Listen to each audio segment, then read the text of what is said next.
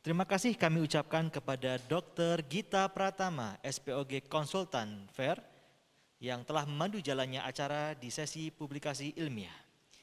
Baik, acara akan dilanjutkan dengan Simposium 5 yang bekerjasama dengan PT Vita Biotik.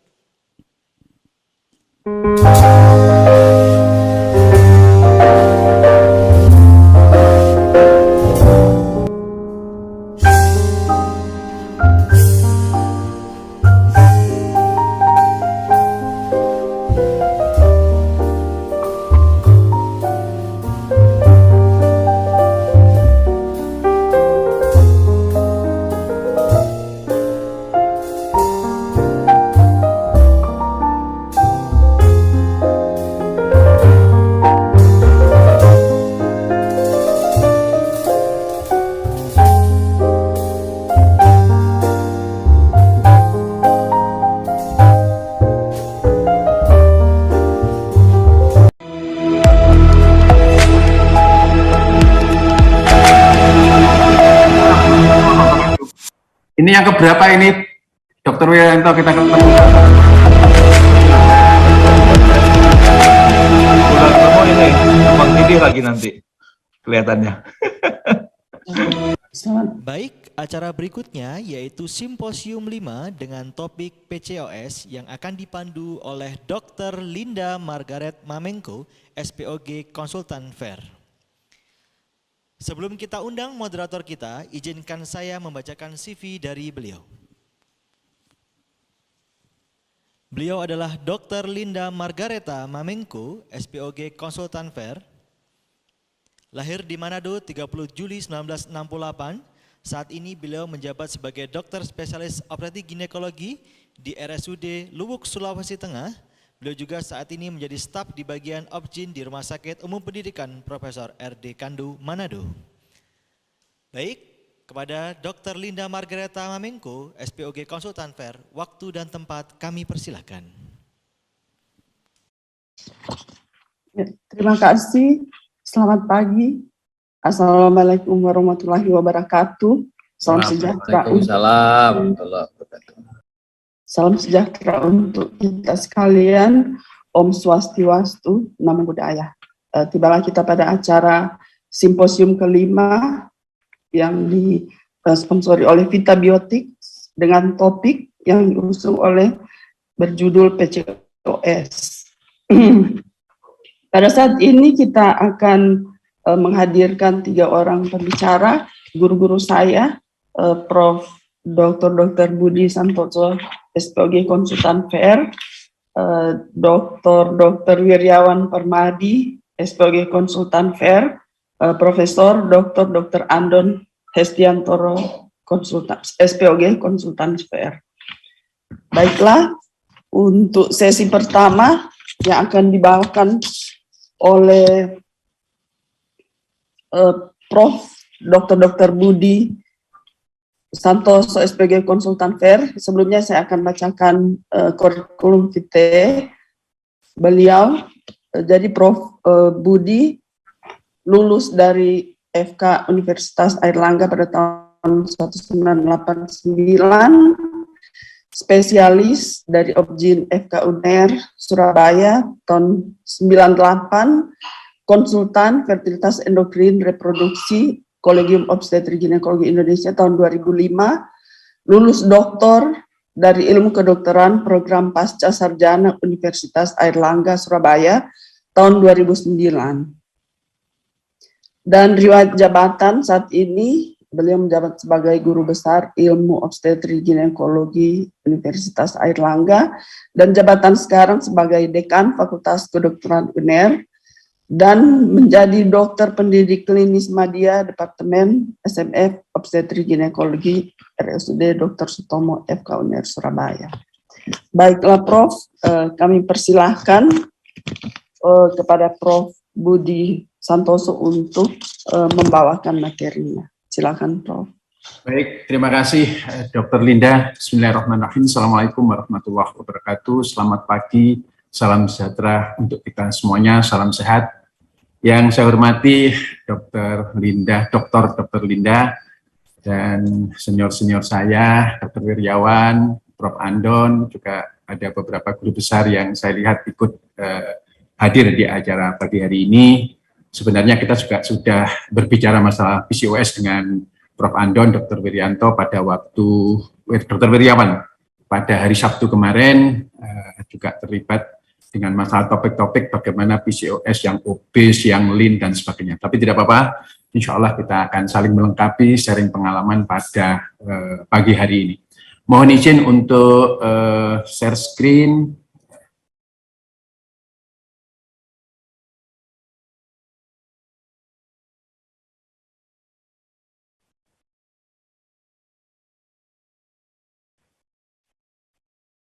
Apa bisa dilihat? Bisa, Prof. Jelas. Baik. Jadi ini topik yang diberikan kepada saya. Apakah ada perbedaan untuk penata laksanaan pasien-pasien obesitas dan non-obes?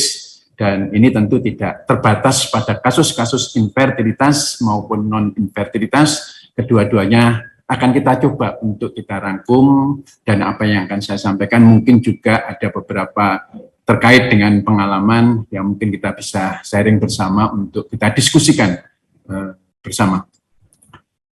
Kita mengetahui bersama bahwa sindroma ovarium polikistik merupakan satu endocrine disorder, kelainan endokrin yang kalau kita lihat dari beberapa reference mengatakan 10%, bahkan akhir-akhir ini ada 10-12%, bahkan ada yang menyebutkan 20%. Angka ini memang cukup tinggi dan mempunyai kecenderungan untuk meningkat dari tahun ke tahun, yang disebabkan oleh karena dua hal. Yang pertama, lifestyle dari masyarakat modern yang lebih cenderung sedentary lifestyle. Yang kedua juga terkait diagnosis, cara-cara mendiagnosis PCOS ini cukup longgar. Sering saya katakan bahwa sebelum pasien duduk pun kita sudah bisa mendiagnosis ibu PCOS ya. Itu orangnya akan mengatakan, loh kok tahu?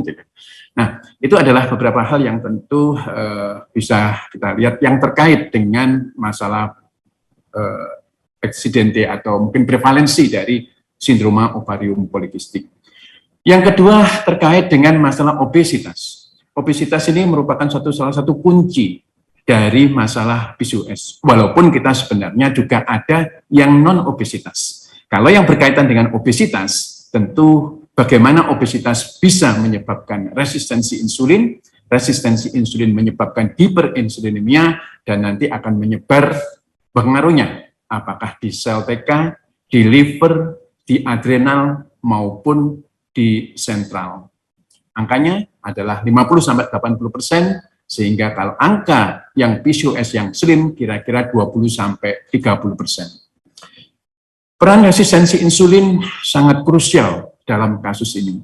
Ini adalah yang 3 hal berdasarkan konsensus Rotterdam 2003, ada PCO-nya, ada hiperandrogennya, dan tentu keluhan oligoovulasi atau anovulasi.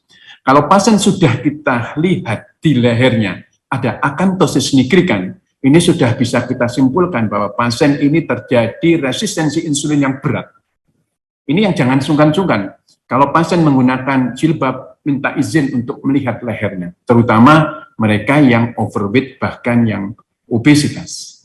Hiperinsulinemia mempunyai peran yang tentu menjadi sentral intervensi kita bagaimana penata laksanaannya. Apakah hanya terjadi pada pasien yang obes? Tidak.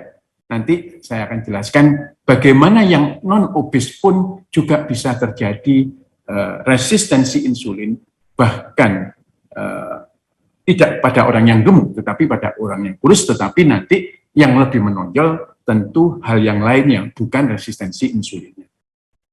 Tadi sudah saya sebutkan, bagaimana kadar insulin yang meningkat ini akan mempengaruhi ovarium, intinya di sel TK, androgen meningkat, baik melalui reseptor-reseptor insulin maupun reseptor IGF-1.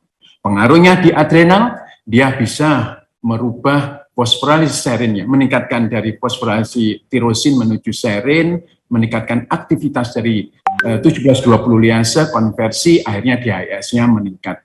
Dan liver menurunkan kadar seks hormon binding globulin, juga bisa meningkatkan IGF-1 yang diproduksi oleh liver.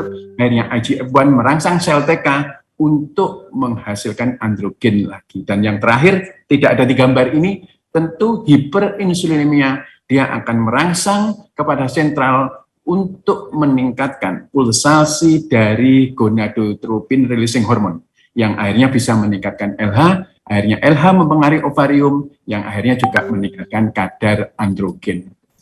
Ini adalah kaitannya adalah pada yang orang gemuk, abdominal adiposity. Bagaimana pengaruhnya dengan PCOS? Ini adalah karena rilis dari faktor-faktor inflamasi, TNF-alfanya meningkat, interleukin 6-nya meningkat, leptinnya meningkat, adiponektinnya turun. Ini yang merupakan bahwa pada orang gemuk itu sebenarnya terjadi sebuah inflamasi kronis. Kalau ada orang yang mengatakan, dulu artis, tapi artisnya sekarang sudah mulai slim ya, mulai bagus gitu. Dulu mengatakan bahwa big is beautiful, bahwa orang gemuk itu cantik gitu, tidak ya.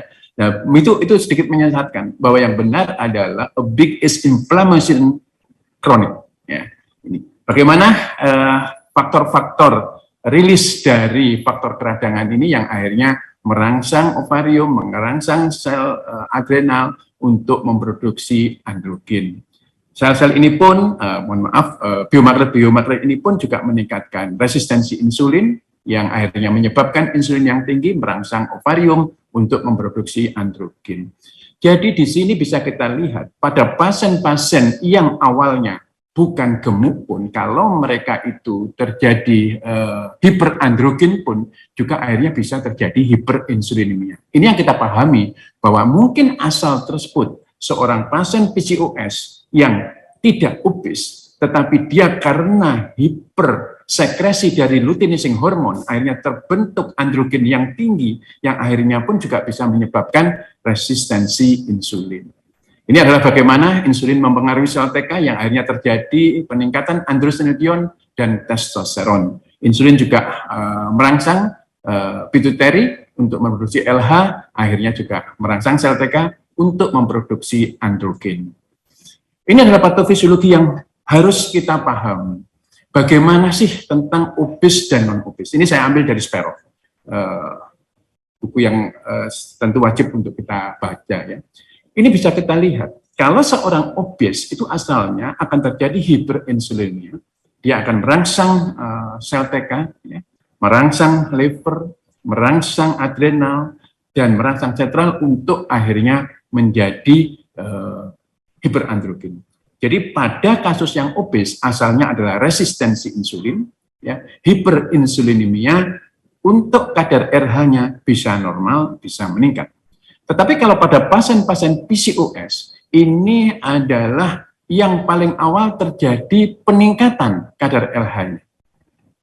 Ya, peningkatan pada pasien LH-nya, kemudian kalau dilihat bukan resistensi insulin, kadar insulinnya normal, ya, dan ini pada awalnya. Tapi kalau dia tidak mendapatkan suatu penanganan yang baik, maka bukan berarti tidak yang non-obesitas ini jatuh. Pada suatu saat jatuh dalam keadaan yang resistensi insulin. Ini juga hampir mirip dengan penjelasan gambar sebelumnya. Jadi kalau pada orang-orang yang abdominal adiposity-nya tersebut kecil sedikit gitu ya, maka dia lebih ke arah primernya adalah hyperandrogen secretion dengan kadar LH-nya yang tinggi. Tetapi sebaliknya, kalau pada pasien-pasien yang obesitas lebih ke arah abdominal adiposity-nya, insulin resistennya, dan obesitasnya. Ini yang harus kita pahami dulu, sehingga pada penata laksanaan, starting kita itu yang lebih mana? Lebih ke arah yang intervensi terhadap hal ini, maupun intervensi yang terhadap kadar LH. Tentu kita harus sesuaikan juga. Pasien datang itu untuk apa sih pasien PCOS? Karena mereka tidak selalu datang untuk infertility-nya. Sekarang banyak sekali pasien-pasien gadis, adolescent, PCOS datang diantar ibunya, "Dok, anak saya tidak head sekian bulan." Bahkan kalau sudah keliling ke beberapa sejawat, sudah diberi obat ini, head. Kalau enggak lagi. Jadi ini yang harus kita pahami, bahwa mungkin adik-adik kita tadi itu Yang adolescent PCOS bisa kita bagi. Bagi mereka dari kalangan menengah ke atas, itu kebanyakan yang adolescent PCOS itu slim, berat badan normal.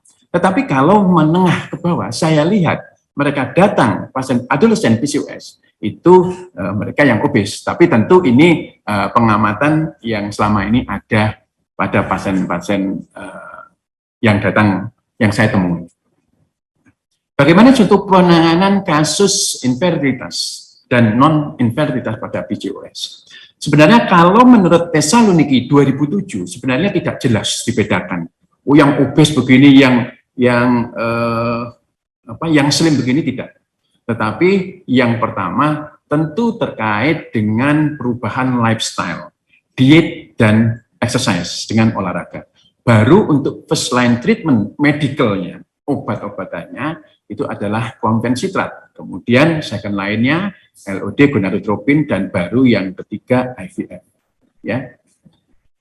Tetapi kalau kita lihat yang terbaru berdasarkan International Evidence-Based Guideline 2018 sudah sangat berubah sekali, di mana tetap untuk lini pertama yang non-intervention, ya, lifestyle intervention-nya, ya, yang berupa lifestyle intervention, berupa diet, exercise, dan gaya hidup, ya, ini tetap, tetapi di sini sudah berubah. Ini sudah berubah. Bukan saja clomfencitrat, tetapi letrozole.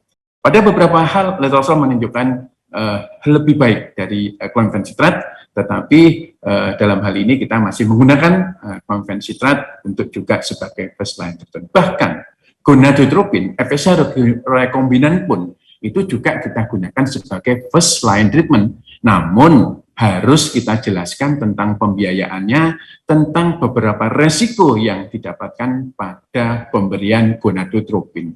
Second line-nya masih tetap gonadotropin maupun laparoskopi, tetapi kita pun juga bisa menggunakan laparoskopi ini untuk pertama sebagai pilihan. Nanti di slide berikutnya saya ada, dan set lain tentu adalah yang berkaitan dengan masalah IVF. Nah, bagaimana yang non-fertility indication? Kebanyakan mereka datang dengan perdarahan ke kita. Mungkin kalau berkaitan dengan masalah jerawat, ya, itu mungkin ke dokter kulit, ya. Nah, yang berkaitan dengan masalah perdarahan, kita selalu menggunakan combine oral contraception ini sebagai first line. Pil KB mana yang kita gunakan? Tidak ada yang superior, ya. Tidak ada yang superior. Yang kedua, disarankan yang menggunakan low dose combine oral contraception. Mana yang low dose? Ya cari yang etinil estradiolnya itu 20 sampai 30 mg. Apakah yang harus anti androgennya tinggi? Juga tidak. Sebab yang ada di Indonesia itu kadar etinil estradiolnya itu lebih tinggi, yaitu 35. Oleh karena itu kita harus memilah-milah. Ya, jadi kita pun juga bisa memilih yang memiliki kadar androgen, tetapi harus kita lihat beberapa side effect yang mungkin agak merugikan pada pemberian etinil estradiol yang 30 ini. Juga bisa dipikirkan tentang preparat estrogen yang alami. Ya. Kemudian lifestyle harus dipikirkan untuk tetap menjadikan intervensi kalau memang pasien-pasien ini menuju ke arah obesitas. Untuk yang non-obesitas tetap harus dijaga supaya tidak naik berat badannya, supaya dia stabil dan melakukan exercise. Yang non-fertility indication ada second line-nya. Apa yang second line-nya? Itu adalah combine oral contraception, lifestyle, metformin. Untuk siapa? Mereka-mereka yang jelas BMI-nya di atas 25, yang overweight, bahkan yang obes itu harus menjadikan suatu hal yang intervensi yang awal, lifestyle, dan bahkan kita memberikan satu metformin. Walaupun mereka itu masuk adolescent PCOS, kalau jelas-jelas bahwa dia sudah resistensi insulin, ada akantosis nigricans-nya, kita harus memberikan suatu metformin. Kuncinya adalah penjelasan yang baik kepada orang tuanya, kepada adik-adik remaja ini untuk selalu memperhatikan bahwa resistensi insulin obesitasnya sangat berpengaruh. Bisa combine oral contraception dengan anti-androgen, mereka-mereka yang memiliki masalah dengan kosmetiknya, bisa metformin, lifestyle, ini kita lihat apa yang menjadi hal yang menonjol pada kasus-kasus PCOS yang datang dengan keluhan. Yang tidak kalah pentingnya adalah terapi suportif. Di sini saya lingkari inositol. Inositol di beberapa referensi sudah banyak digunakan, karena dia merupakan satu vitamin B6 yang memiliki sifat insulin mimetik, memiliki sifat-sifat mirip dengan insulin. Titik kerjanya di dua tempat. Satu di reseptor insulin, di mana bisa meningkatkan sensitivitas dari insulin. Yang kedua adalah pada kasus PCOS, itu kecenderungannya, metabolismenya berubah dari tirosin menjadi serin. Fosforilasi tirosin menjadi serin. Maka inositol pun di sini berperan untuk mengembalikan kembali dari fosforilasi serin ke fosforilasi tirosin. Ini yang peran dari inositol. Ada beberapa hal yang bisa kita lihat bahwa inositol ini juga yang tadi saya sampaikan memerankan pada hiperandrogenisme. Ini beberapa terapi suportif pada PCOS yang terkait dengan suplementasi vitamin mikronutrien, kemudian mineral supplementation, dan mungkin beberapa hal yang seperti N-acetylcysteine, inositol, omega 3, kemudian selenium, vitamin E, ya, kalsium, zinc, itu ada di produk Vitabiotik Ovacare. Ini lengkap ini. Nah, ini lengkap di mana ini bisa digunakan untuk melakukan satu terapi suportif pada PCOS. Ini beberapa bukti penelitian yang terkait dengan efek myoinositol. Jadi inositol ini ada 9 derivatnya, ada myoinositol, ada deoxyriboinositol, ya, dan sebagainya. Terbukti dari beberapa penelitian ini mempunyai efek yang positif terhadap penurunan rasio LH-FSH, kemudian kadar insulin, androgen, ya, dan sebagainya. Intinya memiliki efek yang positif dari beberapa penelitian ini. Nah, manajemen untuk pasien yang lean ini kita lihat lifestyle modification iya, tetapi berat badannya tidak perlu diturunkan, distabilkan. Bagaimana menstabilkan berat badan? Itu target diet per harinya. Itu kalau 2100 diturunkan 1900, kira-kira minus 200 kilokalori. Ya. Kemudian pemberian obat-obat yang berkaitan dengan suportif tadi ada myoinositol. Kita lihat kalau hirsutisme bisa kita kombinasi dengan preparat, bisa combine oral kontrasepsi, menstrual dysfunction pun juga dengan combine oral kontrasepsi, kemudian aknenya dan infertility sesuai dengan prosedur tetap yang terakhir tadi, bisa kita menggunakan yang International Guideline 2018. Apakah ada manfaat untuk metformin untuk pasien PCOS? Iya, jawabnya. Ya, jadi dari beberapa penelitian, metformin ini berkaitan dengan peningkatan siklus ovulasi yang spontan, ya, bahkan 10 kali. Ya. Serum progesteron levelnya yang diterapi dengan ini, metformin dengan monazat menghasilkan suatu ovulasi yang adekuat. Ya. Kemudian kita lihat bagaimana metformin androgen pada pasien-pasien PCOS. Metformin ini dapat menurunkan kadar serum puasa, ya. Kemudian metformin bisa menurunkan kadar free testosteronnya, kemudian meningkatkan seks hormon binding globulin sehingga free testosteronnya juga berkurang, hampir 44% kadar free testosteronnya turun. Metformin memberikan satu efek pada wanita dengan meningkatkan decreasing, dengan menurunkan serum androgen dan memperbaiki ovulasi. Tadi disebutkan bahwa bisa meningkatkan 10 kali spontan untuk ovulasinya.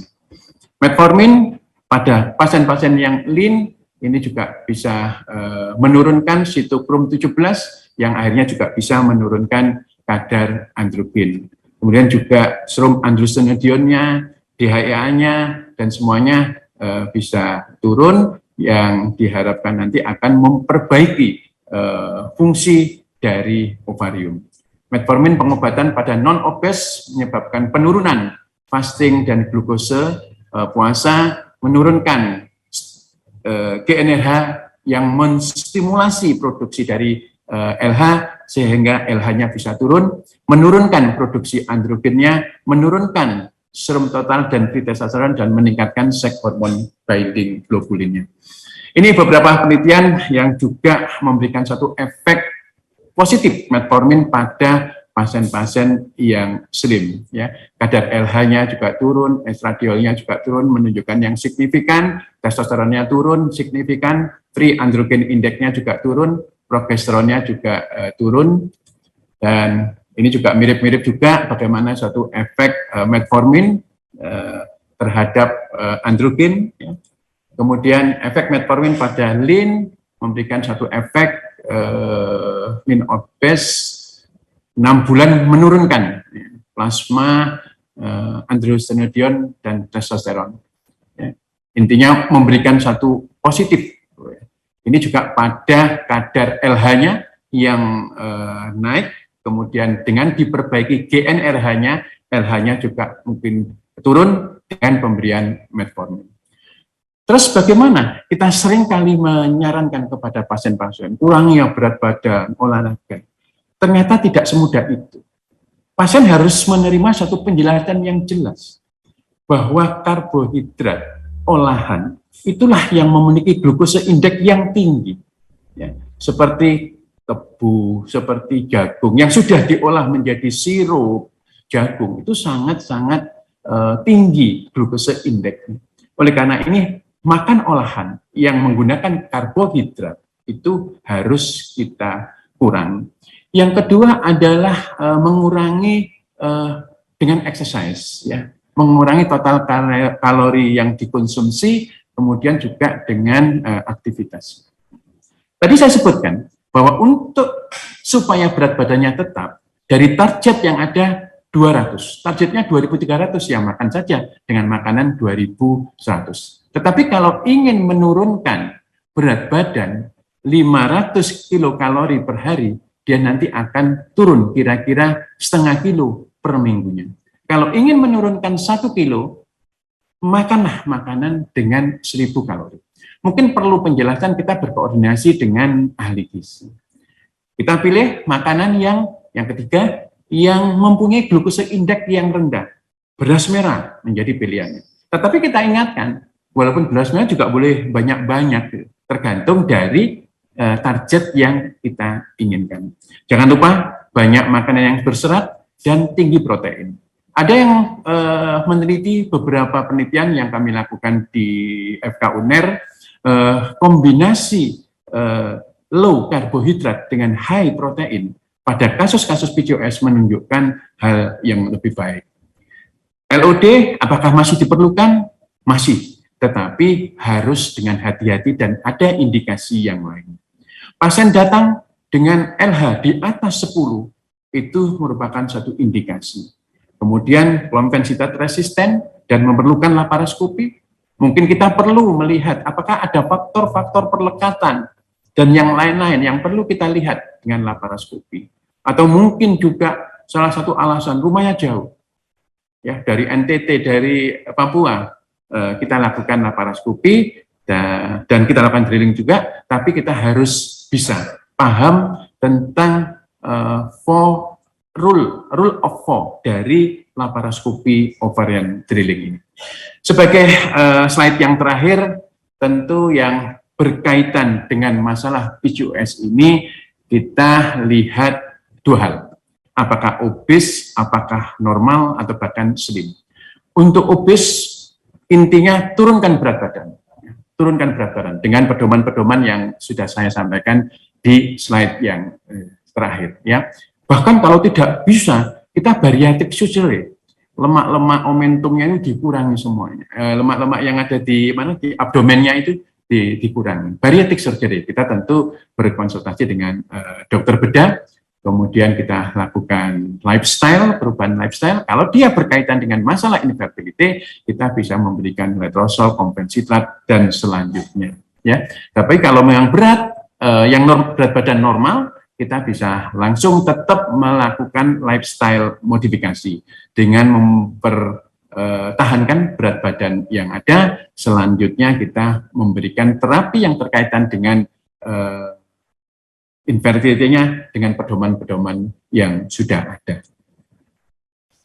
Ini sebagai summary-nya, yang pertama lifestyle modification, ini berupa diet dan exercise, memberikan satu impact yang baik terhadap berat badan, resistensi insulin, dan kadar testosteron pada wanita PCOS. Metformin bisa memberikan manfaat-manfaat yang positif terhadap penurunan serum androgen, baik pada yang obes maupun yang lean, yang normal, memperbaiki spontan ovulasi, meningkatkan respon ovarium terhadap beberapa obat untuk induksi ovulasi. Laparoskopi organ drilling pada wanita PCOS yang slim dengan infertilitas dengan kadar LH yang 10 masih bisa kita pikirkan untuk sebagai salah satu optionnya.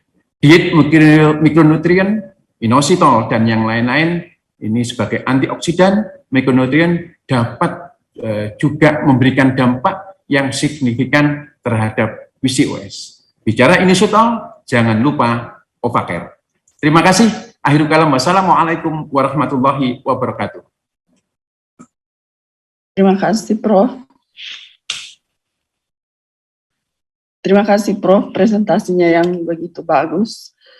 Dan untuk pertanyaan, mungkin nanti kita diskusikan sebentar sesudah 3 orang pembicara selesai. Dan kalau misalnya ada pertanyaan, mohon ditulis di kolom chat. Kemudian kita tiba pada pembicara berikutnya, yaitu Dr. Wirjawan Permadi, spesialis obstetri ginekologi konsultan FAIR. Sebelum beliau membawakan materi, saya akan membacakan kurikulum vitae beliau.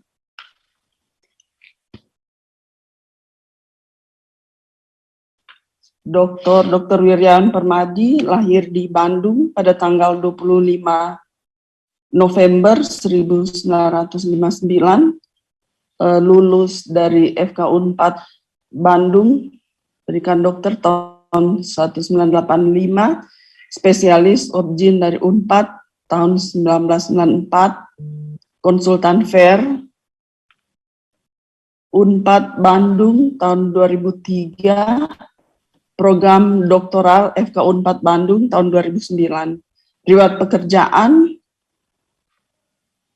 sebagai tim pelaksana akreditasi CARS dan GCI RSUP Dr. Hasan Sadikin Bandung, panitia perencana Redstra, Departemen SMF Obgyn 2014 sampai 2018, juga tim akreditasi RSUP Dr. Hasan Sadikin tahun 2015 sebagai tim Dewan Pertimbangan Medis BPJS Kesehatan Divisi Regional 5 tahun 2014 dan 2015, dan peer group staf medis RSUP Dr. Hasan Sadikin Bandung, SMF, obstetri dan ginekologi. Organisasi, anggota IDI, anggota POGI, IGES, PERMI, HIVERI, PEROSI, PERVITRI, dan ASPIRE. Kami persilakan kepada Dr. Wirjawan Permadi untuk mempresentasikan materi. Silakan, Dok. Baiklah, terima kasih Dr. Linda sebagai moderator. Pada yang terhormat Prof. Pembicara lain, Prof. Budi Santoso, Prof. Andon, para guru besar, teman sejawat semua. Izinkan saya share screen terlebih dahulu. Ya, sudah terlihat mungkin? Ya. Baiklah, pada kesempatan ini saya diberi tugas untuk memaparkan mengenai stimulasi ovarium pada PCOS. Seperti tadi yang sudah disampaikan oleh Prof. Budi Santoso terkait dengan tata laksana baik pada obes, pada PCOS obes maupun non-obes, dan sudah banyak disinggung mengenai pola diet, exercise, juga tata laksana tentang insulin sensitizing agent, bahkan stimulasi ovarium yang memang sudah kita sepakati bersama. Untuk hal ini pada saat ini saya akan mendiskusikan barangkali mengenai optimalisasi BMI pada orang-orang obes, terutama karena ya memang ini merupakan salah satu kunci keberhasilan dari stimulasi ovarium pada PCOS. Lalu kita harus juga mengendalikan resistensi insulin. Resistensi insulin ini bukan hanya terjadi pada yang tampak obes saja, tapi juga pada yang lean ini juga ada resistensi insulin. Apakah karena dia ada obesitas sentral, tapi lean, atau mungkin karena faktor genetik yang tadi sudah disampaikan juga adanya polimorfisme dari insulin reseptor 1 pasca reseptor. Lalu tentu saja kita menggunakan protokol stimulasi yang kita sepakati bersama melalui guidelines, International Evidence-Based Guideline PCOS 2018, dan yang terakhir adalah kita tetap harus menghindarkan adanya OHSS, karena untuk melakukan stimulasi ovarium terutama dengan gonadotropin kita selalu akan berhadapan dengan kemungkinan terjadinya OHSS. Ini tadi juga sudah disampaikan oleh Prof. Budi bahwa kita mempunyai 4 fenotip dari PCOS yang terkait dengan kriteria Rotterdam. Kita tahu bahwa kriteria Rotterdam itu termasuk hiperandrogen, hirsutisme, gangguan ovulasi, dan adanya PCOM, polycystic ovarium pada gambaran ultrasonografi. Dan yang klasik yang seluruhnya ada itu adalah fenotip A. Nah, fenotip A ini adalah yang paling rentan akan mengalami OHSS bila diberikan stimulasi ovarium, sehingga kita harus lebih hati-hati lagi untuk menghindarkan terjadinya OHSS. Kemudian fenotip B adanya hiperandrogen dan gangguan ovulasi, dan tentu saja fenotip B ini yang membutuhkan nantinya gonadotropin yang lebih tinggi. Sedangkan fenotip C adanya hiperandrogen dan PCO. Sedangkan fenotip D adanya gangguan haid, anovulasi, dan PCO. Nah, tentu saja itu adalah yang mendasari terapi kita selanjutnya. Sedangkan konsep dari patofisiologi tadi sudah disampaikan oleh Prof. Budi dengan sangat lengkap. Tentu saja bahwa PCOS ini tidak terlepas dari environment dan lifestyle, faktor environmental dan lifestyle, kemudian obesitas dan kelainan genetik. Nah, 3 faktor ini akan menyebabkan insulin resisten, baik itu obesitas melalui peningkatan serin fosforilasenya dan juga peningkatan TNF-alfanya sehingga menyebabkan inflamasi kronik, ya. Insulin resisten juga atau kelainan genetik, ya. Genetik ini juga akan menyebabkan insulin reseptor melalui kelainan baik itu prareseptor atau insulin reseptornya atau pasca insulin reseptor, sehingga akan terjadi peningkatan dari serin fosforilase dan tidak terjadi GLUT4, glukosa transporter 4 yang akan menyebabkan uptake glukosa ke dalam sel. Nah, faktor-faktor inilah yang akan nantinya menyebabkan kemudian adanya anovulasi dan juga menyebabkan hiperandrogen, dan tentu saja akan menyebabkan terjadinya perubahan morfologi pada ovarium, terjadi ovarium polisistik pada morfologinya. Tadi sudah disampaikan bahwa adanya hiperinsulin atau resistensi insulin ini pada liver akan menyebabkan peningkatan insulin growth factor binding protein 1, sehingga terjadi peningkatan insulin growth factor 1, dan terjadinya penurunan SHBG. Nah, penurunan SHBG inilah yang akan menyebabkan terjadinya peningkatan dari free testosteron, sehingga free testosteronnya akan meningkat pada orang-orang PCOS dengan resistensi insulin. Hanya kadang-kala yang kita periksa adalah total testosteron. Nah, total testosteron ini kebanyakan kalau kita periksa nilainya akan normal gitu ya. Tapi kalau kita periksa free testosteron, maka dia akan terlihat meningkat. Nah, seperti yang tadi sudah disebutkan bahwa kita akan mengacu dalam proses penata laksanaan PCOS ini kepada guideline yang kita sepakati, international guideline pada tahun 2018, dan tentu saja langkah yang utama adalah perubahan gaya hidup. Tadi sudah disampaikan oleh Prof. Budi Santoso. Perubahan gaya hidup ini akan menyebabkan peningkatan respon dari stimulasi ovarium, atau bahkan akan menyebabkan ovulasi spontan. Nah, sehingga sangat penting tadi yang disampaikan oleh Prof. Budi bagaimana caranya kita atau strategi kita untuk menurunkan berat badan. Dan kemudian juga first line tadi sudah disebutkan, first line terapinya dulu clomiphene citrat. Namun tentu saja ada kekurangannya clomiphene citrat. Pertama, clomiphene citrat itu dia adalah memblok semua reseptor estrogen, baik di hipotalamus, hipofise, bahkan di endometrium, sehingga endometriumnya menjadi lebih tipis, gitu.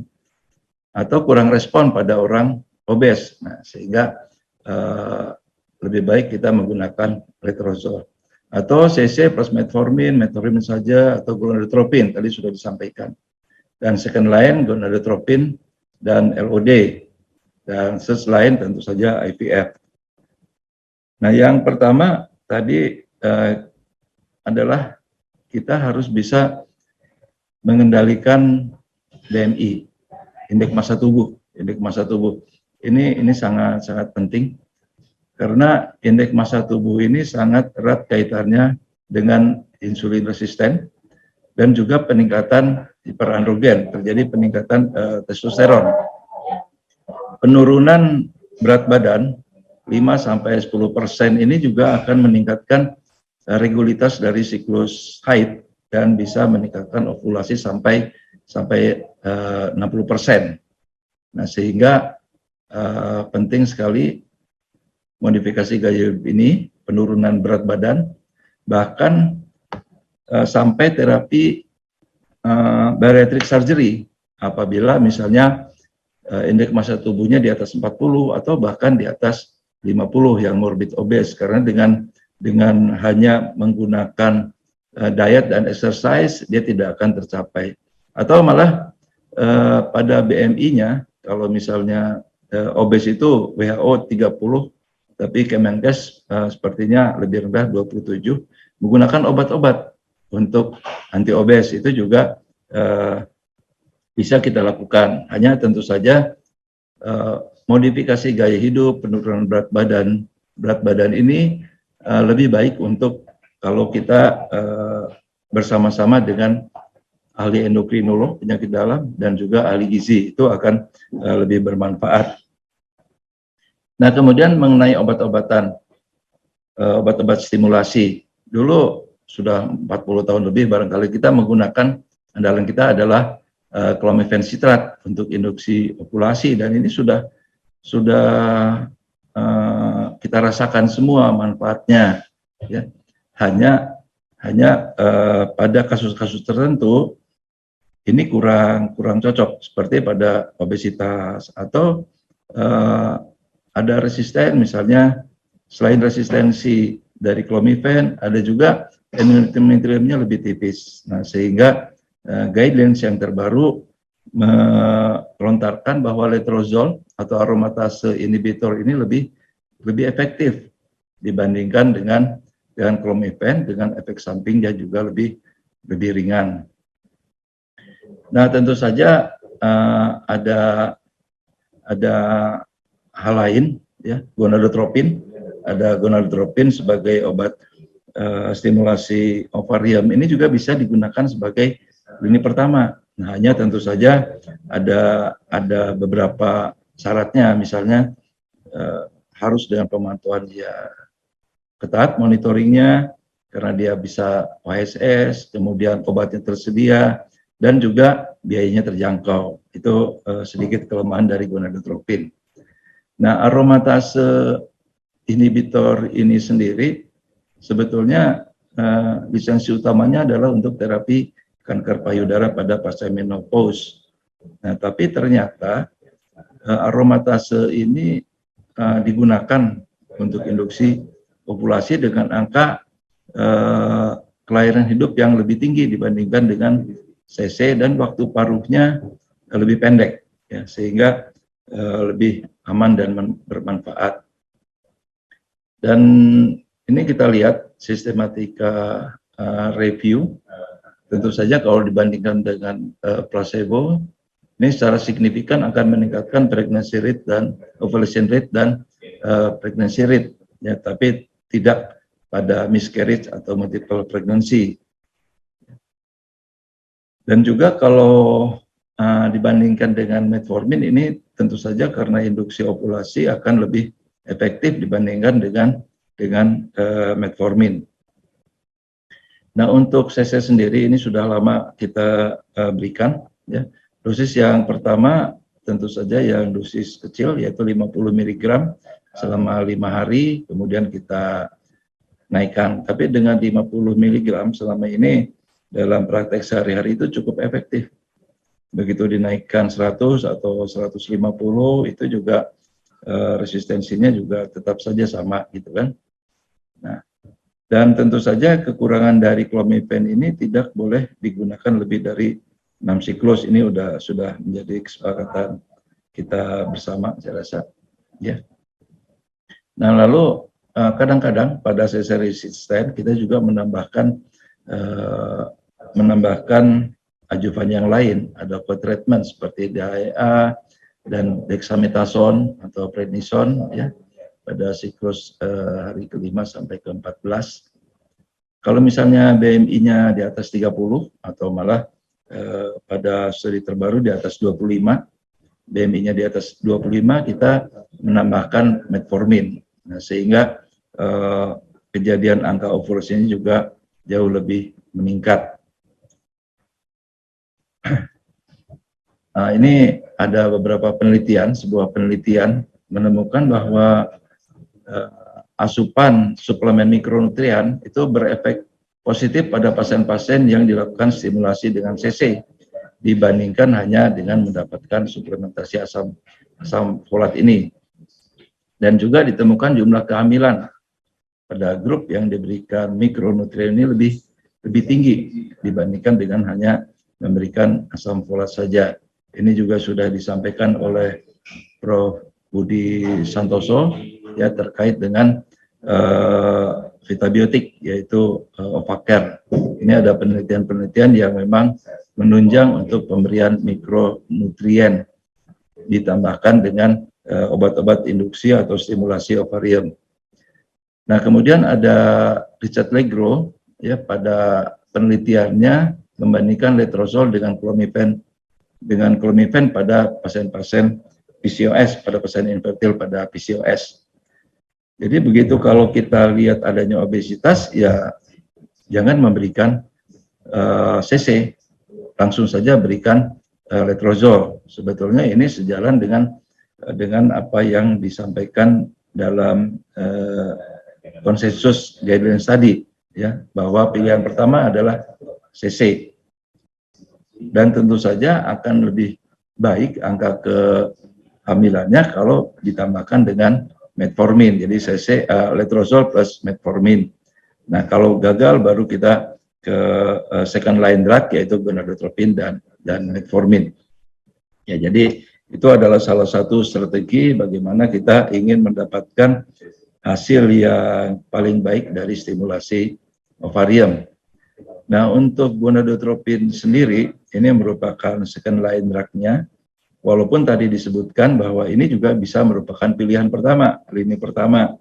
Tapi tentu saja apabila kita bisa memantau untuk tidak terjadinya OHSS, kemudian dapat mudah didapatkan dan biayanya juga terjangkau.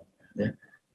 Dan kalau kita bandingkan dengan yang tidak dilakukan treatment, ya tentu saja angka kejadian kehamilan dan ovulation rate-nya tinggi. Ya. Demikian juga kalau kita bandingkan dengan terapi-terapi yang lain, ya, seperti CC atau letrozol, angka kehamilan dengan gonadotropin itu relatif tinggi. Bahkan kalau misalnya CC plus metformin, letrozol plus metformin dibandingkan dengan gonadotropin juga angka kejadian ovulasi dan kehamilannya juga tinggi. Nah, tentu saja kita harus bisa memilih, kita harus mempunyai strategi, dosis, dan sediaan gonadotropin yang akan kita gunakan. Karena terkait dengan fenotip tadi, obesitas, PCO, AMH yang tinggi, nah itu kemungkinan untuk terjadinya OHSS sangat tinggi. Obesitas, tentu saja kita ingin memberikan gonadotropin yang lebih tinggi. Nah, tapi di pihak lain, angka kejadian OHSS-nya juga tinggi. Nah, sehingga tentu saja pemilihan gonadotropin dan sediaannya ini, dosis dan sediaan ini tergantung dari usia. Tentu saja usia di atas 35, kalau kita lihat Poseidon, kriteria dia Poseidon, dia itu akan membutuhkan dosis gonadotropin lebih tinggi. Juga cadangan ovarium, indeks massa tubuh, ya. Itu harus kita pikirkan. Ketersediaan obat, lalu respon pasien sebelumnya, ya, biaya, kenyamanan, dan lain-lain. Dan juga pengalaman dari pengguna. Ini hal yang harus kita perhatikan pada penggunaan gonadotropin. Usia, cadangan ovarium, indeks massa tubuh, ya, respon pasien sebelumnya. Itu yang harus kita perhatikan. Ini adalah salah satu cara bagaimana untuk memulai dosis FSH. Kemarin pada saat workshop sudah juga dibahas mulai dosis berapa FSH yang kita anjurkan, ya. Kalau ini akan melibatkan usia dan AMH. Tentu saja kalau misalnya kita bisa lihat, ya, hubungan AMH, usia, AMH, dan dosis yang ditentukan, ya, kemudian starting dose-nya berapa, ya. Ini juga dengan IFC, ya, dengan antara follicle count-nya, ini starting dose. Walaupun ada yang kemarin juga disebutkan ada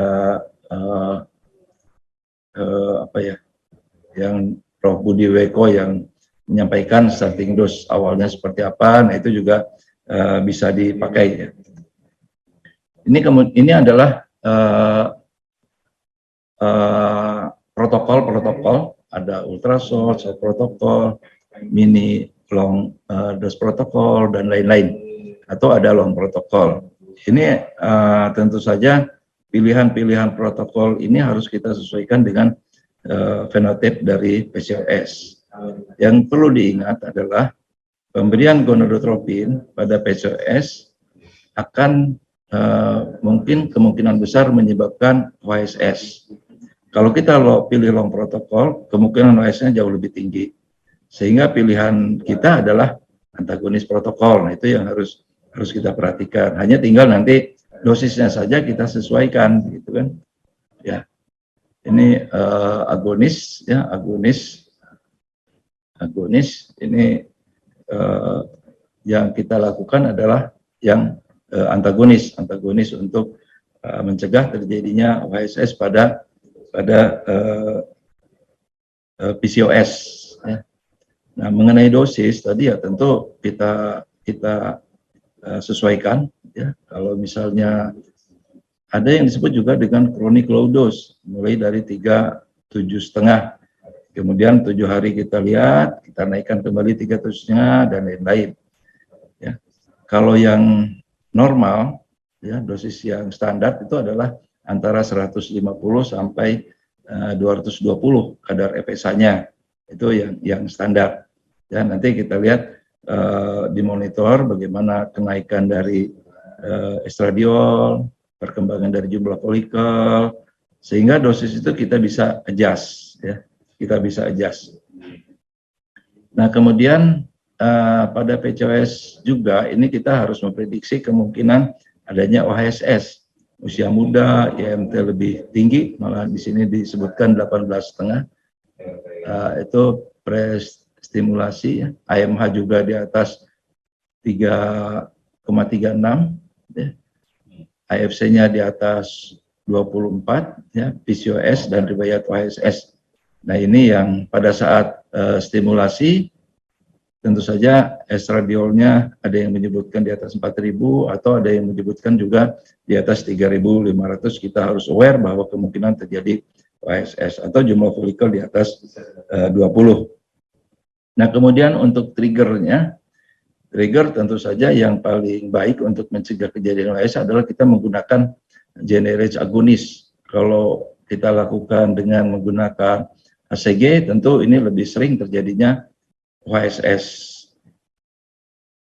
Angka kehamilannya ya tentu akan lebih tinggi yang HCG, tapi kemungkinan dia hamil lalu kejadian OHSS juga akan jauh lebih berat, ya. Sehingga ada kriteria tertentu, ya sudah kita lakukan saja freeze all, itu angka keberhasilannya akan menjadi lebih tinggi, ya. Nah, sehingga kalau kita ingin pilih generase agonis atau antagonis, pilihannya adalah antagonis yang lebih aman dan efektif. Efektivitasnya sama dengan agonis. Ya. Untuk CC gonadotropin, ya ini tidak dianjurkan juga karena angka kegagalannya juga tinggi, walaupun ya banyak dilakukan di Jepang sebetulnya CC mild stimulasi ini, hanya angka pertambahan folikelnya juga tidak lebih baik, gitu. Nah, yang tentu saja yang kita pikirkan adalah penambahan metformin untuk mencegah kejadian OHSS. Kita lihat bahwa kejadian efek samping OHSS dengan metformin ini lebih kecil, gitu ya, lebih kecil. Nah, jadi terjadi penurunan kejadian OHSS, tapi tidak secara signifikan, ya. Kemudian ada juga yang menambahkan letrozol aromatase inhibitor pada saat setelah ovum pick up. Nah, ini juga tidak signifikan menurunkan angka kejadian OHSS. Pada penelitian ini kita lihat bahwa dengan placebo tanpa metformin, kejadian OHSS-nya sedang berat 12,5% dan dengan metformin malah 16%. Ya, jadi tidak ada perbedaan yang bermakna secara rutin untuk menambahkan metformin sebelum atau setelah stimulasi. Ya. Maaf, ini juga waktu ya. 1 menit lagi. Ya, baiklah. Ini saya rasa ini yang terakhir, slide yang terakhir. Jadi walaupun clomiphene citrat merupakan obat induksi ovulasi yang sejak lama, tapi dia ada efek antiestrogeniknya, terutama pada pada endometrium, sehingga endometrium kadangkala menjadi lebih tipis dan tidak efektif kalau dilakukan pada orang-orang obes. Letrozol ini lebih baik, ya, merupakan lini pertama. Obesitas, kalau ada obesitas ya berikan saja letrozol. Dia BMI-nya lebih dari 25 bisa ditambahkan dengan metformin. Tentu saja menggunakan gonadotropin lebih baik, hanya harus diingat bahwa risiko kehamilan multivites dan OSS-nya juga lebih tinggi. Ya. Nah, kita lihat bahwa PCO dengan BMI yang kurang dari 25 akan mendapatkan angka kehamilan yang lebih tinggi. Dan tentu saja untuk stimulasi ovarium pada pasien-pasien PCOS yang akan IVF, kita menggunakan GnRH agonis, ya. Dan harus diingat bahwa PCOS ini akan meningkatkan risiko OSS, sehingga kita harus berhati-hati dalam menentukan dosis maupun protokol stimulasi. Dan terakhir adalah phenotype PCOS ini akan mempengaruhi risiko OSS dan stimulasi ovulasi. Terima kasih. Wassalamualaikum warahmatullahi wabarakatuh. Terima kasih Dr. Wiryawan Permadi atas presentasi yang begitu bagus. Dan kita tiba pada pembicara ketiga, jadi kalau ada pertanyaan mohon ditulis di kolom chat, kita akan diskusi sesudah ketiga pembicara selesai. Pembicara berikutnya yaitu Dr. Andon Hestiantoro. Jadi sebelum tampil kami akan membacakan kurikulum vitae beliau. Beliau lahir di Medan tanggal 27 November 1960, lulus dokter dari FKUI Jakarta tahun 1985, lulus dokter spesialis dari FKUI tahun 94, dan pada tahun 2000 lulus konsultan fertilitas, endokrin, dan reproduksi. Tahun 2001 sampai 2004 mendapatkan beasiswa untuk pendidikan program doktor di Netherlands Institute for Brain Research dari University of Netherlands, Belanda. Kemudian riwayat pekerjaan tahun 94 sampai sekarang menjadi staf pengajar bagian Obgyn FKUI RSCM Jakarta. Dari 2004 sampai sekarang Kepala Klinik Infertilitas dan Menopause Yasmin RSCM Jakarta. 2006 sampai 2008 Koordinator Administrasi dan Keuangan Departemen Obgyn. 2008 sampai sekarang Koordinator Pengabdian Masyarakat Departemen Obgyn FKUI RSCM. Keanggotaan dalam organisasi sebagai anggota IDI, POGI, Perkeni, APMF, IMS, PERMI, Sekjen Hiveri, Indonesia Society for Gynecology Endoscopy, European Society for Gynecology Endoscopy, dan ASRM. Terima kasih. Silakan Dr. Andon untuk menyampaikan presentasinya. Ya, terima kasih Dr. Linda untuk introduksi yang sangat baik sekali. Baik, selamat siang, salam sejahtera untuk kita semua. Assalamualaikum warahmatullahi wabarakatuh. Pada kali ini saya akan menyampaikan materi presentasi saya yang berjudul Tata Laksana Sindrom. Sudah terdengar ya? Ada, Bro. Baik. Tata laksana metabolic syndrome pada pasien dengan sindrom juga, sindrom ovarium polikistik. Ya, ini adalah definisi yang sudah kita ketahui bersama. Tadi disampaikan oleh Prof.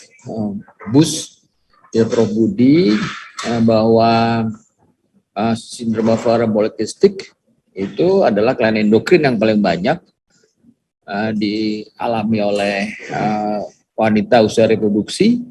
Dia merupakan gangguan ovulasi kronis yang disertai dengan adanya gambaran hiperandrogenisme baik klinis maupun biokimiawi, dan juga ada gambaran ovarium polikistik pada pemeriksaan ultrasonografi. Nah, tambahannya adalah seringkali gejala-gejala yang timbul ini juga bertumpuk atau berhimpitan dengan sebuah kelainan-kelainan metabolik ya. Ini menjadi penting. Tentu teman-teman sekalian akan bertanya, sebenarnya sindrom ovarian polikistik itu apakah dia juga sindrom metabolik? Atau sebaliknya, sindrom metabolik adalah sindrom ovarian polikistik, atau sebaliknya? Apakah seluruh pasien dengan kelainan sindrom metabolik itu akan menjadi PCOS? Ya, ini tentu akan menjadi pertanyaan pada praktek sehari-hari. Jadi kali ini saya akan mencoba bercerita tentang itu. Ya, ini adalah definisi sindrom ovarian polikistik. Dia juga kumpulan gejala yang kemudian ternyata memberikan dampak negatif berupa kelainan jantung, stroke, diabetes mellitus tipe 2, hipertensi, kelainan peningkatan kadar gula darah gitu. Namun kalau kita lihat, ini adalah semua adalah perempuan. Mana yang sangat berisiko untuk mengalami atau masuk ke dalam kriteria atau definisi sindrom metabolik ini adalah sebenarnya yang ini. Ya, karena tadi ada kaitannya semua. Rupanya ini adalah jembatannya dengan sindrom ovarian polikistik ini adalah di akumulasi lemak di daerah visceral. Jadi visceral fat. Jadi adanya akumulasi pada visceral fat itu yang merupakan jembatan antara sindrom metabolik dengan sindrom ovarium polikistik. Ya, kita bisa lihat. Jadi ada 5 tipe dari perempuan. Tapi yang sangat berisiko adalah yang tengah, yang bentuknya mirip buah apel, ya. Jadi apakah orang Indonesia itu berisiko? Tampaknya iya. Kalau kita lihat ya, ini ada data dari Riskesdas, data dari penelitian dari Kemenkes, gitu ya, bahwa ternyata memang proporsi obesitas itu semakin lama meningkat. Ya, ini kita bisa lihat. Obesitas berdasarkan kelompok usia itu meningkat pada usia 18 tahun. Anak-anak meningkat, remaja, muda agak sedikit lebih rendah, tapi begitu dia melewati usia 18 tahun meningkat lagi. Apalagi juga ditemukan adanya proporsi obesitas sentral, yaitu dikaitkan dengan akumulasi lemak visceral. Nah, ini juga meningkat, gitu ya. Ini menjadi sangat penting. Kalau kita lihat bagaimana dengan di RSCM? Di RSCM kurang lebih prevalensinya obesitas, overweight, obesitas itu kurang lebih 74%. Ya, jadi seperti ada himpitan antara sindrom ovarian polikistik dan sindrom metabolik. Biasanya untuk menegakkan diagnosis sindrom metabolik, dia menggunakan kriteria ini. Dilihat adakah hipertensi, adakah dislipidemia, adakah obesitas sentral juga masuk ya. Apakah ada gangguan toleransi glukosa atau bahkan diabetes mellitus. Jika ada 3 dari seluruh 4 ini, maka disebut masuk ke dalam sindrom metabolik. Nah, kalau kita lihat ya, pada ini saya cari gambar karena saya bikin gambar nggak bisa, jadi gambarnya nggak sempurna sih, jadi ada silang-silang. Tapi kalau kita bisa lihat ya, di sini ada tadi lifestyle sangat mengaruhi lifestyle. Jadi sedentary lifestyle, jadi kurang exercise yang regular gitu ya. Faktor genetik, faktor sosial ekonomi, ternyata ini berperan terhadap penambahan berat badan dan juga berperan terhadap akumulasi lemak visceral ya. Ditambah lagi juga tadi pola makan ya, hiperkalorik dan makanan yang tinggi garam. Jadi rupanya faktor-faktor ini yang kemudian akan berubah atau mencetuskan tadi central obesity dan resistensi insulin ya.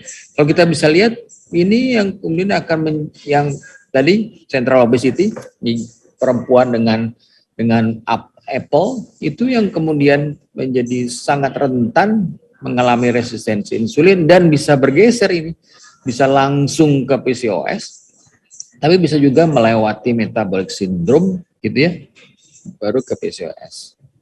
Dan di sini kita bisa lihat bahwa sebenarnya PCOS bisa berdiri sendiri dengan kelainan-kelainan hormonnya, tetapi kemudian PCOS bisa bertumpuk dengan kondisi metabolic syndrome. Ya, jadi ada tadi lifestyle, faktor sosial ekonomi, faktor genetik, jadi dan juga faktor asupan makan ya, itu berperan besar dan tidak semua akan keluar jadi central obesity atau obesity, tapi itu pun bisa menjadi resistensi insulin walaupun sama sekali tidak obes begitu ya. Jadi ini adalah jembatan bagaimana sindrom metabolic bisa berkembang menjadi sindrom ovarian polikistik, atau sebaliknya sindrom ovarian polikistik pun bisa menjadi sindrom metabolik. Ya, saya kasih link kotak yang merah ini. Jadi ini adalah hubungan yang sangat erat antara sindrom ovarian polikistik dan sindrom metabolik. Kalau di sini murni ya, yang sebelah kiri kita lihat bahwa ini adalah murni bagaimana hormon-hormon yang berubah itu kemudian berdampak kepada sindrom ovarian polikistik, gangguan haid, hirsutism, acne, infertilitas. Ya, ini bisa langsing tadi ya sampaikan oleh Prof. Bus, sampaikan oleh Dr. Wiryawan. Bisa lean pasiennya. Tetapi kalau masuk ke dalam kotak ini, nah tadi bisa adanya sindrom metabolik berupa akumulasi lemak visceral, bisa hipertensi, bisa gangguan toleransi glukosa, bisa diabetes mellitus, gitu ya, semua. Karena ada non-alcoholic fatty liver, seperti itu ya. Dan ini hiperinsulinemia, dan di gambarannya bisa masuk bercampur dengan sindrom ovarian polikistik. Jadi cukup, jadi diagram ini bisa menjelaskan bahwa sebenarnya dari himpitan atau tumpukan apa superimposisinya sebenarnya hanya kurang lebih 43-47% saja dari PCOS itu yang kemudian mengalami sindrom metabolik begitu, dan tidak semua juga resistensi insulin gitu. Jadi ada resistensi insulin murni tanpa metabolic syndrome gitu ya, ada juga sebagian ini kita bisa lihat ya metabolic syndrome tanpa resistensi insulin, dan jadi kita bisa lihat himpitannya yang saling berhimpit. Dan ini sangat kompleks sebenarnya. Ya, jadi tadi Prof. Bus sudah menyampaikan, jadi Prof. Budi menyampaikan bahwa sekarang guideline sekarang yang disampaikan oleh ESRI, dan kemudian ada komite-komitenya, ada advisory-nya. Jadi ini adalah senior-senior di PCOS, Bart Fauser dari Belanda dan Robert Norman dari Adelaide, Australia. Mereka bikin strategik untuk bagaimana menangani pasien-pasien sindrom ovarian polikistik. Jadi yang paling penting screening, nah kemudian lifestyle management, dan bagaimana menegakkan diagnosis, dan kemudian medical treatment. Jadi ini menjadi satu gabungan, tidak bisa terlepas satu-satu, tetapi kemampuan kita menegakkan diagnosis itu menjadi sangat penting, dan kemudian itu juga dipakai untuk kriteria diagnostik, dan kemudian menjadi dasar dari tata laksana yang harus diberikan kepada pasien kita. Ya, ini contohnya apa diet yang dianjurkan. Ya, tentu tadi Prof. Budi sudah menyampaikan. Tapi kalau saya coba bisa membagi ya menjadi 4 ya. Nih coba kita lihat. Fat, artikan fat. Tentu harus yang kalau mau pakai saturated fats-nya itu harus tidak boleh lebih dari 10% ya. Perhatikan, upayakan omega 3 yang asalnya dari seperti ikan gitu ya, kacang-kacangan begitu ya, asam linolenat gitu ya, atau asam eicosapentaenoid exit gitu ya, dari salmon, makrel, tuna. Tapi coba jangan terlalu banyak omega 6-nya yang dari lemak-lemak dari hewan gitu ya. Rasionya tuh upayakan omega 6, omega 3 itu 4:1 ya. Dan juga upayakan monosaturated fatty acid ya, jadi jangan polysaturated ya. Ini menjadi penting. Tadi dikatakan bahwa bagaimana karbonya gitu ya, bagaimana indeks glisemiknya. Jadi karbonya 40%, fatnya kurang lebih 25% gitu ya, jadi 40-50 gram. Proteinnya juga jangan terlalu banyak. Nanti proteinnya terlalu banyak begitu, dan hindari protein-protein yang juga bercampur dengan lemak, ya, hati-hati. Jadi kadang-kadang sapi kita ini juga sapinya ada campuran-campuran wagyunya gitu ya. Jadi ini penting juga, seratnya kurang lebih 30 gram. Ini penting strateginya. Tadi disampaikan, saya cuma menambahkan sedikit. Prof. Budi menyampaikan bahwa pentingnya penggunaan metformin sebagai insulin sensitizer agent, ya, insulin sensitizer agent untuk mengatasi tadi, bisa mengatasi berat badan lebih, sindrom metabolik, diabetes mellitus, resistensi insulin. Dosisnya bisa 500 mili, 1.500 mili per hari. Tetapi yang paling penting yang perlu saya sampaikan adalah perlu ditambahkan adanya asam folat, ya, bisa sekitar 400 mikrogram asam folat, ya. Ini sangat penting sekali. Kenapa?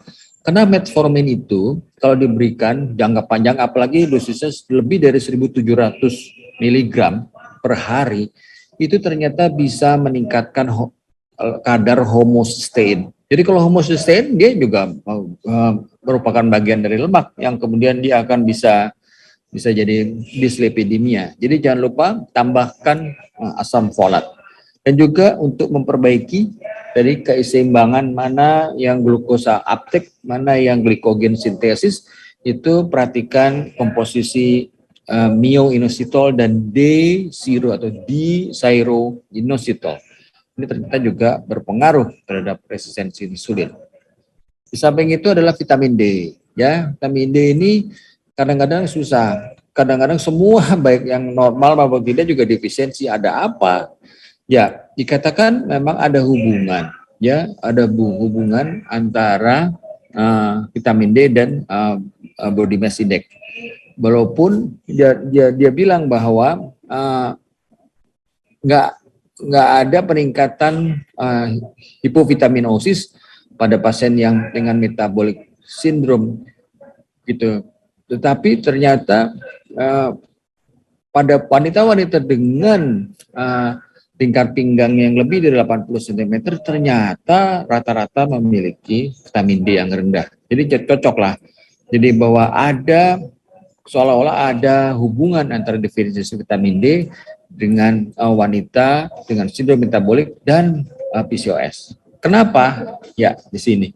Rupanya dengan turunnya vitamin D bisa karena faktor genetik atau karena faktor asupan yang rendah, dia ternyata berperan merubah komposisi mikrobiota di usus sehingga terjadi bacterial translocation. Sebenarnya cuma hanya lipopolisakarida saja, itu akan meningkatkan reaksi inflamasi kronis derajat rendah. Nah, ini jadi ada faktor genetik, ada faktor asupan yang kemudian berpengaruh ke sistem imun tubuh melalui usus yang disebut dengan kondisi dysbiosis of gut microbiota. Jangan lupa untuk mengaktifkan vitamin D diperlukan sinar matahari, gitu ya. Tapi juga jangan lupa kalau teman-teman ternyata ingin melihat kenapa kadar vitamin D sudah kita tingkatkan, tetap saja reaksi inflamasi terjadi. Rupanya ada perubahan polimorfisme pada reseptor vitamin D. Ya, ini penting.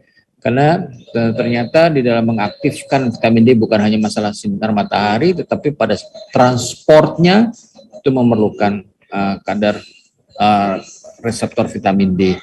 Yang terkadang kita tidak bisa apa-apa. Ya, itu ya mungkin pengobatannya tidak melalui vitamin D lagi. Ya, ini pentingnya mikronutrien. Ya, kita bisa lihat. Jadi PCOS dengan metabolic syndrome dan yang dengan tanpa metabolic syndrome ternyata beberapa mikronutriennya itu kurang. Selenium contohnya, karotenoid gitu ya, juga kurang. Vitamin E kurang. Nah, di sini bisa lihat vitamin D sebenarnya nggak kadang-kadang nggak ada bedanya. Nah, itu kemungkinan berkaitan dengan reseptor vitamin D. Tapi yang paling penting di sini ternyata pada pasien-pasien dengan sindrom metabolik PCOS itu penambahan asam folat, kita bisa lihat dosisnya 400 mikrogram rata-rata dan juga ditambahkan dengan myo-inositol atau D-siroinositol. Cuma memang yang sangat menarik, yang agak sulit, saya kadang-kadang terpaksa menambahkan karena sediaannya agak susah, itu cukup besar loh, kudus untuk myo-inositolnya itu bisa sekitar 4 gram, 2-4 gram. Di siroinositol itu sampai 1.200 gram. Cukup bagus kalau diberikan itu kurang lebih sampai sekitar 7-8 minggu. Jadi kurang lebih sekitar ya bisa 3 bulanan, bahkan sampai 6 bulanan, itu bisa memperbaiki triglycerida turun, tekanan darah tinggi turun, SHBG meningkat gitu ya, bisa memperbaiki siklus haid, kadar insulinnya bisa turun, gangguan toleransi bisa diperbaiki. Jadi cukup hanya pemberian mikronutrien ya, asam folat dan myo-inositol gitu ya. Ya, ini myo-inositol dan D-siroinositol mereka bekerja sama karena dia penting untuk meningkatkan reseptor FSH, memperbaiki maturasi oosit, mempertahankan sitoskeleton, memperbaiki kerja insulin gitu ya, dan juga memperbaiki inositol fosfat glikan ya. Cuman jangan salah, jadi masih komposisinya masih pas. Ya, kalau kita perlukan untuk glukos uptake, upayakan myo-inositol. Karena myo-inositol yang lebih tinggi, walaupun nanti dia akan dirubah menjadi siroinositol, maka myo-inositol yang tinggi itu akan memperbaiki tadi, testosteron akan turun, sindrom androgen turun, insulin turun gitu ya. Dan juga akan menciptakan keseimbangan FSH LH. Satu lagi adalah tadi, kita perlu glutathione sebagai antioksidan alamiah. Glutathione itu sebenarnya dibentuk dari N-acetylcysteine, ya kita kenal ya, untuk obat pengencer dahak tuh ya. Nah, itu ternyata banyak manfaatnya ya sebagai antioksidan alamiah, dan dia akan memberikan bentuk akhirnya adalah glutathione. Jadi ini untuk memperbaiki mutu oosit gitu ya pada pasien-pasien PCOS yang terganggu, dan juga ini pentingnya asam folat. Ya, asam folat adalah berperan terhadap mencegah tadi, karena pada PCOS itu ada suatu ada yang hipometilasi, ada yang hipermetilasi gitu ya. Nah, ini penambahan asam folat dia akan memperbaiki lipogenesis dan memperbaiki resistensi insulin. Dosisnya 400 mikrogram, ya penting. Ini adalah contoh saja bahwa tadi saya sampaikan, ini adalah rangkuman saja. Jadi pentingnya mikronutrien seperti ini, vitamin C, vitamin B, kompleks nih ya, asam folat, biotin, vitamin D, vitamin E gitu ya. Ada beberapa mineral, elemen, asam amino gitu, dan juga makronutrien yang non inflamatori yang menjadi sangat penting. Indeks glikemiknya rendah, tinggi serat begitu ya. Nah, kompleks karbonnya ini penting dan terakhir adalah seimbang. Ya, sebagai kesimpulan kita bisa lihat bahwa tampaknya ada saling tumpang tindih atau saling mempengaruhi antara sindrom overwhelm polikistik dan sindrom metabolik. Ya, kita harus bisa memutus salah satu rantainya agar pasien kita terbebas dari dampak negatif gangguan kesehatan akibat dua sindrom ini. Ya, penting bagaimana kita melakukan penapisan, melakukan asesmen risiko pada pasien-pasien kita, bisa memberikan pendidikan mengenai modifikasi gaya hidup, dan kemudian terapi pasien-pasien kita sesuai dengan kondisi yang ada. Jangan lupa manfaat makro dan mikronutrien ini ternyata di samping tadi modifikasi gaya hidup itu jauh lebih bermanfaat dan bisa memperbaiki menyembuhkan pasien dari faktor-faktor etiologinya. Ya, terakhir saya mengundang para hadirin semuanya, para peserta simposium semuanya untuk kongres kita bersama, Kongres EOFOK di Bali. Jadi akan dilaksanakan Mei dari 23 sampai 26 Mei 2022. Saya demikian, terima kasih atas perhatiannya. Saya tutup. Assalamualaikum warahmatullahi wabarakatuh.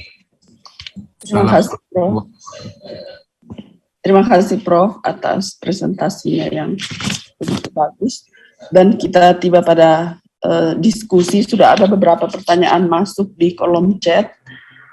dan audiens sebenarnya tidak bisa melihat kalau kita tuliskan di kolom chat untuk jawaban. Jadi mungkin bisa dijelaskan. Ada pertanyaan pertama dari Dr. Haryanto Wijaya untuk Prof. Budi. Kenapa COC dengan progesteron anti-androgen tidak lebih dipilih? Mungkin bisa langsung dijawabkan, Prof. Mohon maaf, ini yang ada di pertanyaan di di chat room ya, betul? Bukan? Iya, Prof. Oke. Iya, Jadi Prof. kalau tidak salah, dari bawahnya, dari dari Atas, Dr. ya, Haryanto atas. Wijaya.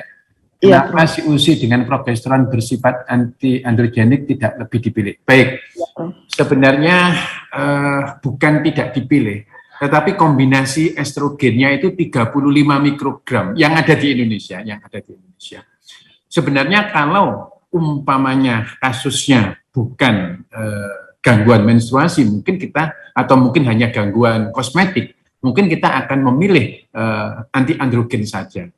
Jadi ini yang tidak ada di Indonesia, yang siprotron asetat yang kita ketahui jauh lebih tinggi untuk anti androgennya dibandingkan dengan drospirenon.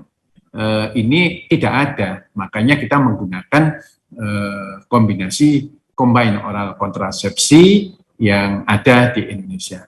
Mungkin kalau umpamanya kita menginginkan juga dengan kadar etinyl estradiol yang lebih rendah, ada, tapi kombinasinya progestin golongan drospirenon, bukan siprotron asetat. Kira-kira demikian. Ya, terima kasih, Prof.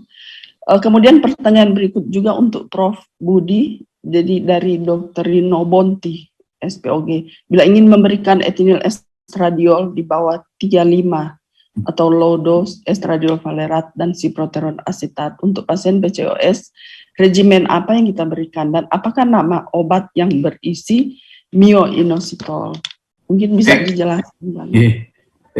Untuk yang kombinasi etinyl estradiol 30 atau 20 sudah saya jawab, dan di situ sebenarnya ada di beberapa preparat, tetapi kombinasinya dengan drospirenon. Drospirenon ini juga memiliki anti-androgen, tapi juga memiliki anti-mineralokortikoid.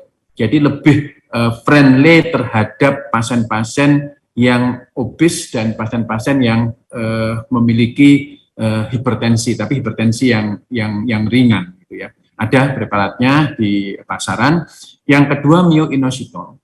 Sebenarnya kalau di pasaran itu, kalau diklik myoinositol itu banyak itu, dan dikatakan dengan judul yang cukup mentereng, obat untuk penanganan infertilitas begitu ya. Tapi tentu itu kan berita-berita di online yang mungkin tidak berimbang ya. Jadi mungkin pilihannya bisa dipikirkan apakah kita memerlukan myoinositol murni atau kombinasi seperti yang saya sampaikan di salah satu slide tadi, kombinasi antara mikronutrien, juga mungkin vitamin, yang kebetulan juga slide-nya sama itu dengan Prof. Andon. Saya nggak janjian itu, tiba-tiba menemukan slide yang sama.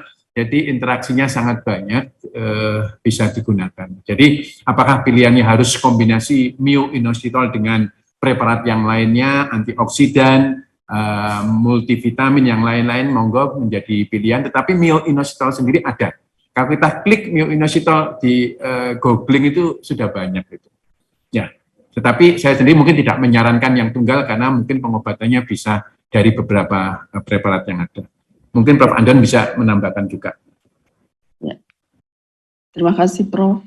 Prof. Andon, kalau ada yang mau tambahkan? Ya, kalau paper-papernya, karena memang inositol itu sebenarnya diperlukan untuk kemampuan kontrol dari insulin sebenarnya. Jadi pada resistensi insulin, ya berperan, kalau saya sampaikan tadi biomolekulernya. Dan jadi harus ada keseimbangan antara myoinositol dan deoxiroinositol. Ya, di mana mau glikogen sintesis dan mana yang glukosa uptake. Gitu, ini menjadi sangat penting.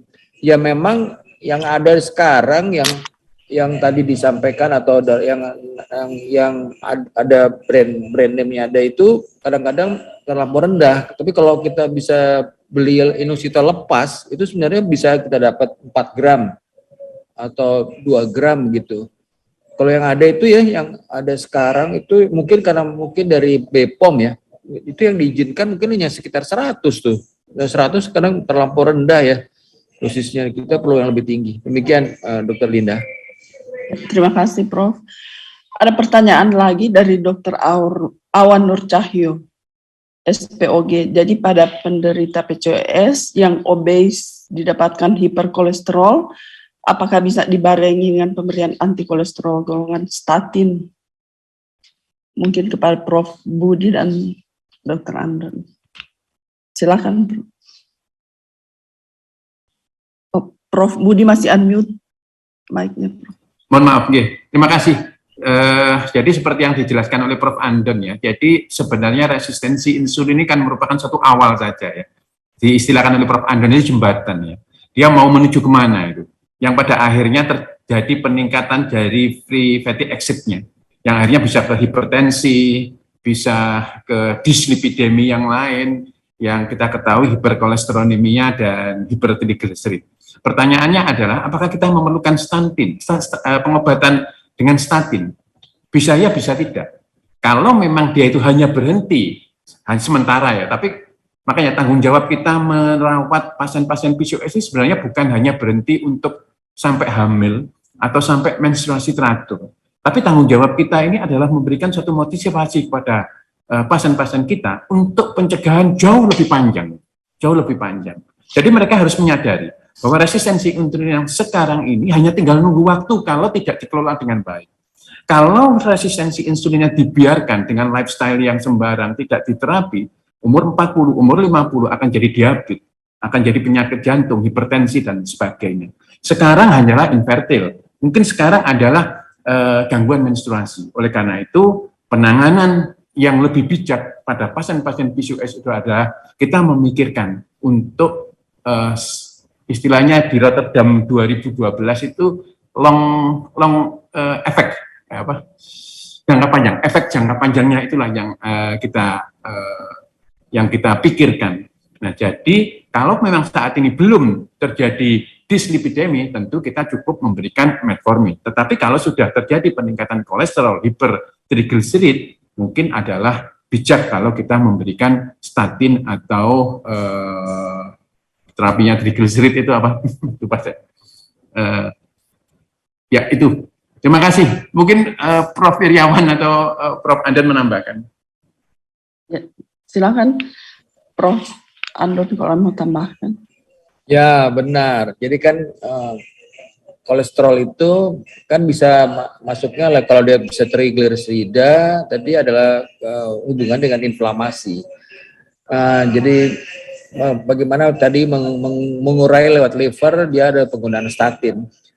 Ya, di beberapa tempat ada beberapa dia juga menambahkan golongan-golongan statin untuk mengendalikan kolesterol. Tapi apa yang disampaikan Prof. Bus tadi itu benar sekali. Sebenarnya kalau dia lifestyle modification-nya itu bagus, asupan tadi mengendalikan diet seimbangnya itu baik, sebenarnya statin tidak perlu dipergunakan, kecuali memang kolesterolnya susah kita kendalikan ya, gitu. Pemberian metformin saja bisa menurunkan kolesterol begitu. Jadi tergantung. Dan ada juga perhatian ya. Ini semua hati-hati ya, metformin, statin. Kalau pasiennya hamil, ya oke lah metformin masih debatable. Tetapi kalau statin itu dia kalau hamil itu bisa mengalami gangguan pertumbuhan loh. Itu nggak berkembang bayinya. Jadi harus berhati-hati memberikan statin pada PCOS. Demikian komentar dari saya. Ya, terima kasih Prof. Dr. Linda menambahkan kali. Oh ya, silakan Dokter. Ya. Benar seperti yang disampaikan oleh Dr. Prof. Budi dan Prof. Andon. Jadi memang pada pasien-pasien, terutama ini kan obes ya dengan hiperlipidemi, hiperkolesterol, kita betul harus hati-hati menggunakan statin karena pertama statin itu akan bisa berefek pada jenis tertentu. Dia justru akan berefek terhadap kadar glukosa. Nah, itu kita harus hati-hati. Sedangkan di sini kita berhadapan dengan resistensi insulin minimal gitu kan. ya kepada pasien-pasien PCOS obes itu kita berhadapan dengan resistensi insulin, kalaupun tidak ada gangguan intoleransi gula darahnya.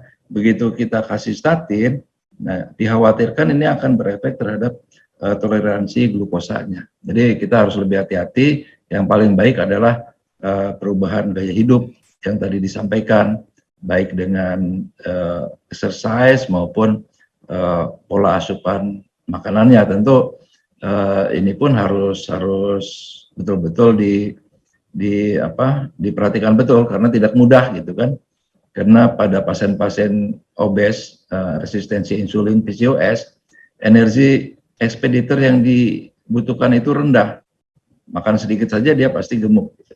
Ya, jadi itu yang harus diperhatikan betul.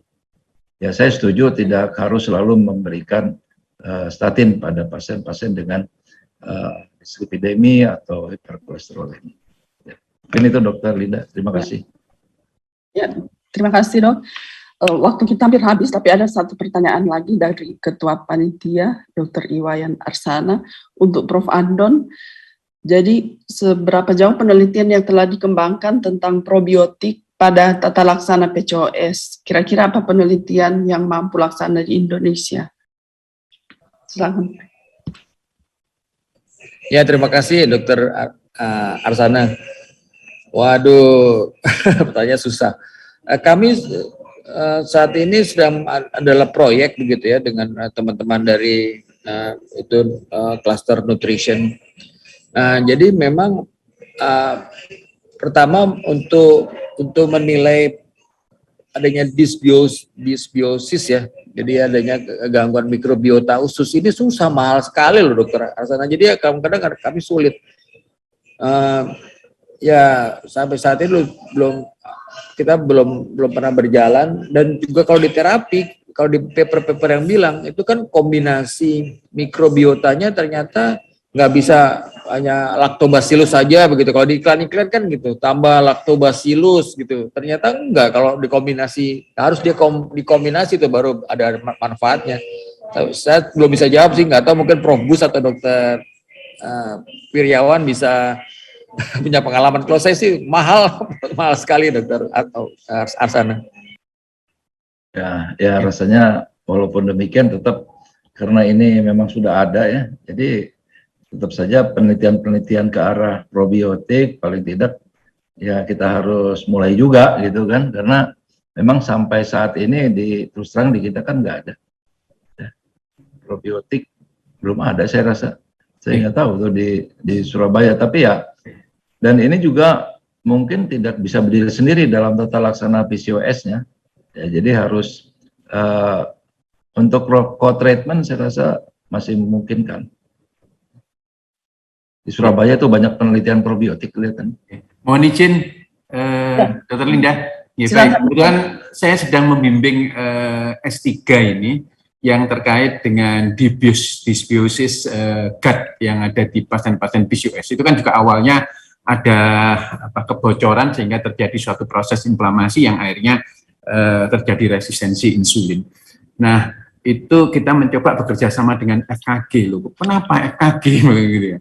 Nah, ternyata apakah pada pembuktian lebih awal, apakah ada korelasi mikrobiota yang ada di mulut dengan yang di gut itu mirip apa tidak? Kalau yang ini dianggap nanti mirip, ini sedang dilakukan penelitian, karena kebetulan ada ahlinya dysbiosis ini dari FKG itu, tapi di Flora Normal khusus adalah Prof. Retno yang kebetulan juga bekerja sama dengan Jepang. Jadi kami nunut begitu, dan nanti hasilnya akan kita lihat. Dan memang probiotik salah satu opsi sebagai terapi support untuk pasien-pasien PCOS. Terima kasih Dr. Linda. Dr. Seto yang kebetulan sedang meneliti kasus ini. Oh ya, terima kasih Prof. Dan mungkin kita tiba pada akhir acara, dan bisa dapat disimpulkan bahwa penanganan pada PCOS itu amat bervariasi, baik yang obes maupun non-obes, tapi yang terutama harus diperhatikan yaitu tentang lifestyle, dan ternyata di sini mikronutrien itu berpengaruh baik untuk penurunan berat badan, untuk berbahan untuk terjadinya resistensi insulin maupun untuk terjadinya kehamilan. Dan mikronutrien yang ada yang lengkap yang bisa kita temui di pasar yang terdapat pada OvoCare. Dan terima kasih kita berada di penghujung acara. Kiranya ilmu ini dapat berguna untuk kita semua. Dan jika ada pertanyaan-pertanyaan yang belum dijawab, mungkin bisa langsung menghubungi bagian panitia atau pembicara secara pribadi. Terima kasih. Assalamualaikum warahmatullahi wabarakatuh. Selamat siang, salam sehat untuk semuanya. Terima kasih. Terima kasih Dr. Linda, Prof. Andon, Dr. Beriawan. Terima kasih. Terima kasih Prof. Budi, Dr. Linda, Dr. Hasanah. Terima kasih, terima kasih. Ada Dr. Syarif Taufik. Dr. Linda. Terima kasih. Terima kasih, Prof.